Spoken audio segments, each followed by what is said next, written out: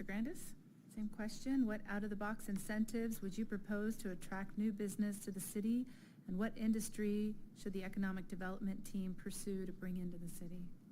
Well, first, let's talk about the incentives. So let's just look at the history of Fountain Valley. Two of our most successful businesses in the city are Costco and Mike Thompson RV. Both of those were given sales tax rebates for a number of years.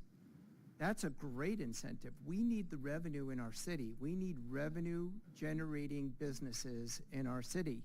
Costco, after a number of years, I believe it was 15 or so, I can't remember off the top of my head, then that incentive went away.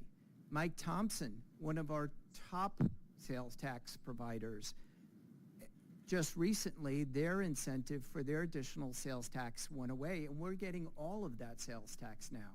So what I would do is I would go after two types of businesses, second part of the question. First off, I completely disagree on the hotel decision. Residents aren't against a hotel. Residents are against a hotel in a residential neighborhood. We need to put a hotel where it belongs. And that per square foot brings in more tax revenue to the city than any other business there is. I know Ms. Wright left the strategic planning session today. During that, when we went through things, I brought up again that we bring that increasing the hotel tax back to the city, because it doesn't tax our residents. It taxes the guests who visit the city, and that will be coming up at a strategic planning session in January. The other types of businesses I would want to bring in is entertainment-based businesses. Right now, Boomers is closed. The bowling alley's on a short list. All of our the movie theaters that used to be here are all gone. Let's bring some entertainment into our city for our residents. All right. Thank you, Mr. Grandis. Mrs. Wright, you have 30 seconds to respond if you'd like, as he used your name. About the hotels?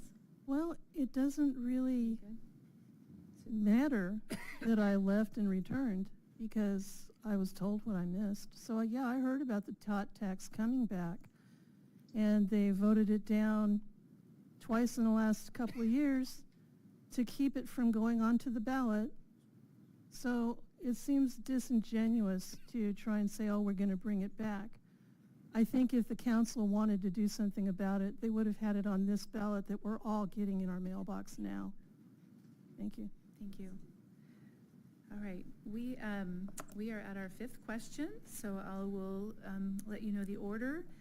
It's going to be Ms. Huebner, Mrs. Wright, Mr. Grandis, and Mr. Bowie.